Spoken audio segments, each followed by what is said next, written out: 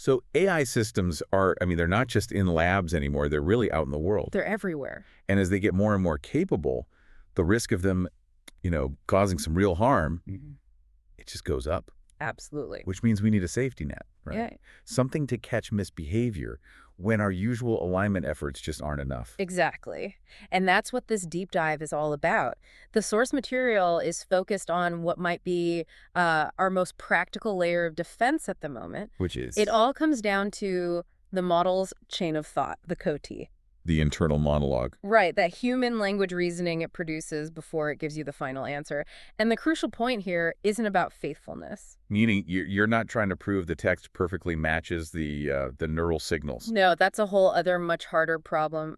The focus here is on something more practical, monitorability. So just, can you look at that reasoning trace and reliably spot when something's going wrong? That's it. Can you see malicious intent or even just a flaw in the logic? Okay, so if you can't just ask the AI, are you being malicious? How do you even measure that? How do they test for this monitorability? Well, the research outlines three really clever evaluation types. The first is what they call intervention evaluations. Intervention. Yeah, they probe why a model's behavior changed. For instance, if you give the model a misleading hint, can the monitor detect that the hint is what caused the model to get the answer wrong? So you're looking for that causal link, checking for undue influence. Precisely. Then second, you have process evaluations. Sure. This is more about linking the internal steps to the final result. If a model solves a complex math problem, does its chain of thought actually mention, the specific theorem it needed to use? I see. So you're making sure it followed the right logical path. And the third one? The third is outcome property evaluations. This is maybe the most direct. You're trying to predict a specific, often harmful property of the final action. The classic example they use is a test called OAI repo sabotage. The monitor has to check if the model tried to hide some malicious code inside a seemingly normal programming task. Wow. Okay. So really looking for a hidden agenda. Exactly. This brings me to the scaling part, because this is where I found the results really counterintuitive. You'd think a bigger, smarter model would just be better at hiding its tracks. That's what logic would suggest. But they found this really interesting trade-off, which they call the monitorability tax. A tax, what does that mean? It means that you can often get higher monitorability by switching to a smaller model. A smaller one. But isn't it less capable then? It is a little. You accept a small hit to its capability, but the key is you force that smaller model to show more of its work, to produce a much longer, more verbose chain of thought. So you're trading a bit of performance and probably a higher compute cost for inference. Right.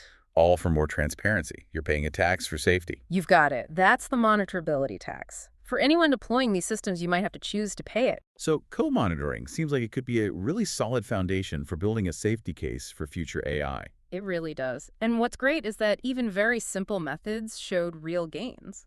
Like what? Just asking simple, tailored follow-up questions. Things like, can you explain why you made that choice? And that works.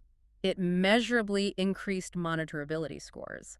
The G-mean squared metric, which is a key safety benchmark, it went up by a non-trivial amount. But hold on. Couldn't a smart model just learn to write a more convincing lie in its follow-up, a better excuse? That's a great question, and it's the most important detail.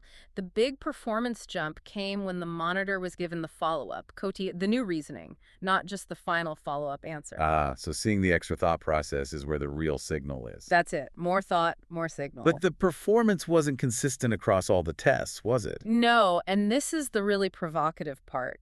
Sycophantic behavior. The model just kind of agreeing with the user's opinion to seem helpful. Exactly. That was found to be way less monitorable than complex actions like reward hacking or sandbagging. So it's easier to catch the AI trying to sabotage code than to catch it just being a people pleaser. Significantly easier. Which leaves us with a really important question for you, the listener, to think about. Yeah.